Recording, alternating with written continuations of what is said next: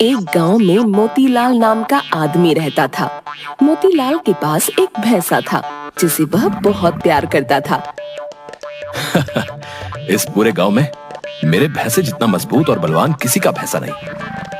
अजी, आप सुबह से शाम तक सिर्फ भैंसा भैंसा ही करते हो। एक काम करती हूँ, मैं वापस अपने मायके चली जाती हूँ, आप रहना अपने भैंसे के साथ। अरे अरे फूलवती, इतना क्यों गुस्सा होती हो? माना कि जितना मैं अपने भैंसे से प्यार करता हूँ उतना तुमसे नहीं, मगर इसका मतलब ये थोड़े ही है कि तुम मुझे छोड़कर चली जाओगी। फिर से भैंसे की बात? सुनिए जी, मैं चली बाजार, आप बैठे रहिए अपने भैंसे के साथ।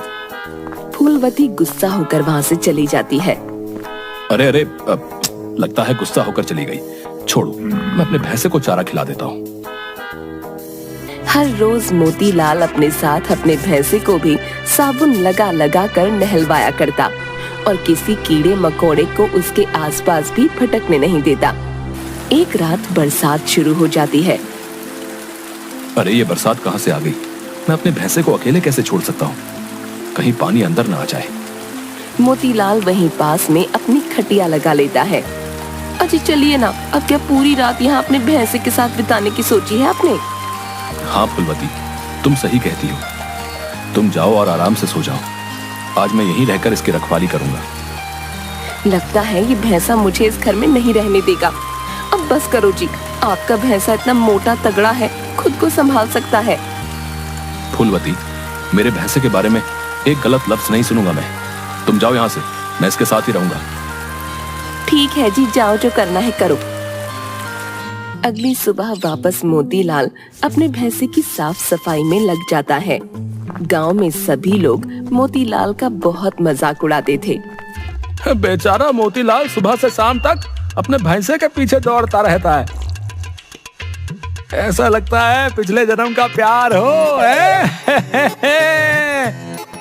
एकदम सही भाई, भैंसे के साथ रहते रहते मोतीलाल भी एक दिन भैंसा ना बन जाए। वो सब छोड़ो, सोचो बेचारी पत्नी का क्या होता होगा। उसे तो ऐसा लगता होगा जैसे उसकी सौतन आ गई घर में। अरे भाई, ये तो भैंसा है, भैंसिया रहती तब लगता सौतन आ गई। थोड़े से बच गया मोतीलाल। हाँ। सभी बहुत जोर जोर से हंसते हैं और मोतीलाल का मजाक उड़ाते हैं। आज इसे गांव में घुमा देता हूँ, बहुत दिनों से बाहर घूम नहीं पाया। मोतीलाल अपने भैंसे को साथ लेकर गांव में घूमने निकलता है। अरे मोतीलाल, फिर से आ गए अपने भैंसे के साथ है? क्यों भाई, तुझे किस बात पे इतनी हंसी आ रही है? हाँ, मैं अपने भैंसे के साथ हूँ, बोल तुझे क्या दिक्कत है? अरे भाई तो रहो ना, मुझे क्या है, मैं तो बस ऐसे ही बोल रहा था। हाँ तो जाओ और अपना काम करो। शायद वही कर रहा। अच्छा गुस्सा मत हो, मैं जा रहा हूँ। ओके। गांव में किसी के पास कोई काम नहीं बच गया है। जिसे देखो बगुले की तरह नजर गड़ाए बैठा है मेरे भैंसे पर। मोतीलाल घर वापस आता है। अजी सुनिए, छोड़िए अपने भैंसे को और मेरी बात सुनिए। हाँ बोलो, क्या बात है? जानते हो चंद्रमुखी चाची के बारे में? नहीं, क्या हुआ उन्हें? बिस्तर पकड़ लिया है उन्होंने, लगता है अंतिम दिनों में है। आप जाइए और जाकर मिलकर आइए, वरना सभी क्या बोलेंगे। क्या? मगर मैं चला जाऊंगा तो मेरे भैंसे का ख्याल कौन रखेगा? बताओ तो जरा। हे ईश्वर, जरा सद्बुद्धि दो इन्हें। चाची बीमार पड़ी है, एक बार मिलकर आने की जगह इस भैंसे के बारे में सोच रहे हैं। फूलवती, कई बार कह दिया है मैंने, मेरे भैंसे पर अपनी खुन्नस ना निकाला करो। मैं उसे भी अपने साथ लेकर जाऊंगा। वाह जी वाह, हाथी जितना मोटा तगड़ा भैंसा लेकर चाची जी से मिलने जाएंगे? अरे इसे छोड़ दीजिए यहीं कुछ दिन, मैं देखभाल कर लूंगी। आपसे शादी की है तो इसे भी झेलना ही पड़ेगा। नहीं नहीं फूलवती, तुम पर भरोसा नहीं है, मैं इसे अपने साथ लेकर ही जाऊंगा। अरे आप बात क्यों नहीं समझते? मैं हूँ ना, मैं रख लूंगी इसका ख्याल। आप बस चिंता मुक्त होकर जाइए। दिल पर पत्थर रखकर मोतीलाल यह बात मान जाता है और अगले ही दिन चाची जी से मिलने निकल पड़ता है। अब इस भैंसे का ख्याल भी रखना होगा। फूलवती चारा डालकर चली जाती है, लेकिन भैंसा चारा नहीं खाता। अरे अभी तक इसने चारा नहीं खाया, खा ले चुपचाप, मुझे परेशान मत कर। कई घंटे बीत जाते हैं मगर भैंसा चारा नहीं खाता। अच्छा याद आया, इसे तो हाथ से खिलाना पड़ता है, चलो ये भी कर दूं। फूलवती हाथ से भैंसे को खाना खिलाती है। भैंसे का ख्याल रख रख कर फूलवती परेशान हो जाती है। इतना ध्यान तो मैं खुद का भी नहीं रखती जितना इस भैंसे का रखना पड़ रहा है। ऐसा लग रहा है जैसे मैंने इसी भैंसे से शादी की है। फूलवती भैंसे को चारा खिलाकर अपने काम में लग जाती है। तभी एक आदमी आता है। नमस्ते भाभी जी, मेरा नाम मूलचंद है, मैं पड़ोस के गांव से आया हूँ। हाँ जी बोलिए, क्या बात है? मैं इस भैंसा को खरीदना चाहता हूँ, इसके लिए आपको मैं लाखों रुपए दूंगा। क्या सच में? हाँ, अगर आप चाहती हो तो बताइए। फूलवती सोचती है, इस भैंसे की कीमत लाखों में है।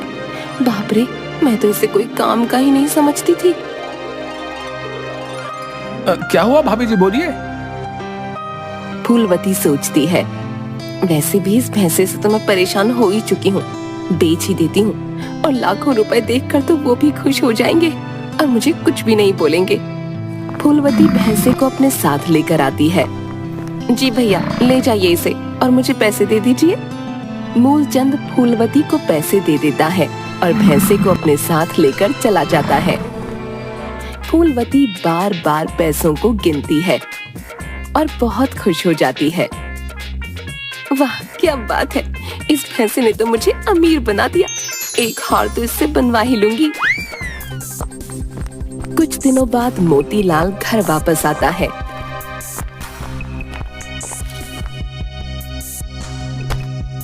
और तुरंत अपने भैंसे को देखने जाता है। फूलवती, फूलवती, कहाँ हो? अरे मेरा भैंसा कहाँ है, जरा बताना। अरे छोड़िए ना, ये देखिए लाखों रुपए मिले हैं। मेरा भैंसा कहाँ है, पहले ये बताओ। कहाँ रहेगा, मूलचंद जी के पास होगा। बेच दिया है मैंने उसे, उसी के बदले लाखों रुपए मिले हैं, ये देखिए ना। मेरे भैंसे को बेच दिया तुमने? ये क्या किया तुमने? तुम्हारी हिम्मत कैसे हुई ऐसा करने की? तुम्हें पता है वो मेरे लिए कितना खास है? अभी के अभी बताओ, कहाँ है मेरा भैंसा? हे भगवान, अभी भी आपको उस भैंसे की पड़ी है। उस भैंसे के बदले आपको लाखों रुपए मिल रहे हैं, फिर भी आप उसके पीछे ही पड़े हैं। जाइए, पड़ोस के गांव में मूलचंद जी के पास है आपका भैंसा। उन्होंने जो पैसे दिए हैं वो मुझे दो, अभी मैं उन्हें वापस देकर आता हूँ और अपना भैंसा लेकर आता हूँ।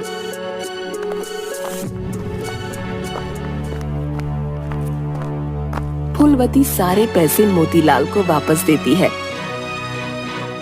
मोतीलाल पड़ोस के गांव में आता है और मूलचंद को ढूंढता है। आप अपने पैसे वापस ले लीजिए और मुझे मेरा भैंसा वापस कर दीजिए। मेरी पत्नी से गलती हो गई। अजीब लोग हैं, पहले तो मान गए फिर वापस मांग रहे हैं, ऐसा नहीं होता। नहीं, कृपया मुझे मेरा भैंसा वापस कर दीजिए। ये लीजिए आपके पैसे। लाओ भाई, 2 पैसे और ले जाओ अपना भैंसा। जब देना ना हो तो सौदा करने की कोई जरूरत नहीं। अरे भाई माफ करना, गलती हो गई।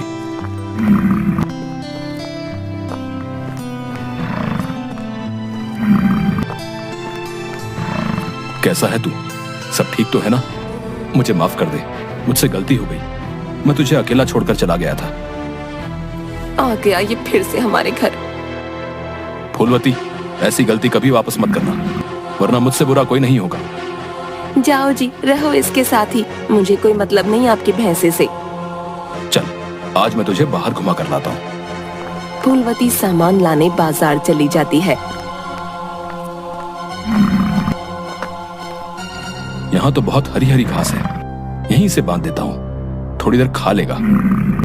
एक मैदान में मोतीलाल भैंसे को खूंटे से बांध देता है और बैठ जाता है। अचानक उसकी आंख लग जाती है। इधर फूलवती बाजार से सामान खरीद कर आ रही थी। तभी कुछ चोर उसका सामान लेकर भागने लगते हैं। चोर चोर पकड़ो को इन्हें। भैंसा ये देख लेता है और खूंटा तोड़कर उन चोरों के पीछे भागने लगता है। भैंसे के डर से चोर सारा सामान फेंक कर भाग जाते हैं। वाह, आज तो तूने कमाल कर दिया, मेरा सारा सामान चोरी होने से बचा लिया। मैं बेकार ही तुम्हें निकम्मा समझती थी। अब फूलवती को भी भैंसे से प्यार होने लगा और उसके साथ उसने बुरा बर्ताव करना बंद कर दिया। अजी माफ कीजिएगा, मैं तो बहुत मूर्ख थी जो इसे बुरा भला कहती थी। फूलवती की बात सुन मोतीलाल बहुत खुश हो जाता है। गांव में घोषणा होती है कि कुछ ही दिनों में दौड़ प्रतियोगिता होने वाली है। जिसे भाग लेना है वह अपना नाम लिखवा सकता है। दौड़ प्रतियोगिता वाले दिन सभी गांव वाले दौड़ देखने आते हैं। मोतीलाल फूलवती अपने भैंसे के साथ दौड़ देखने आते हैं। वाह, आज तो दौड़ प्रतियोगिता देखकर मजा आ जाएगा। मोतीलाल वहीं पास खड़ा होकर दौड़ प्रतियोगिता देख रहा था। तभी उसे एक बात सूझती है। इंसानों की दौड़ हो सकती है, फिर जानवरों की दौड़ क्यों नहीं? मेरा भैंसा तो बहुत तेज दौड़ता है, गांव के सभी भैंसों को हरा देगा। क्यों ना भैंसों की दौड़ करवाई जाए।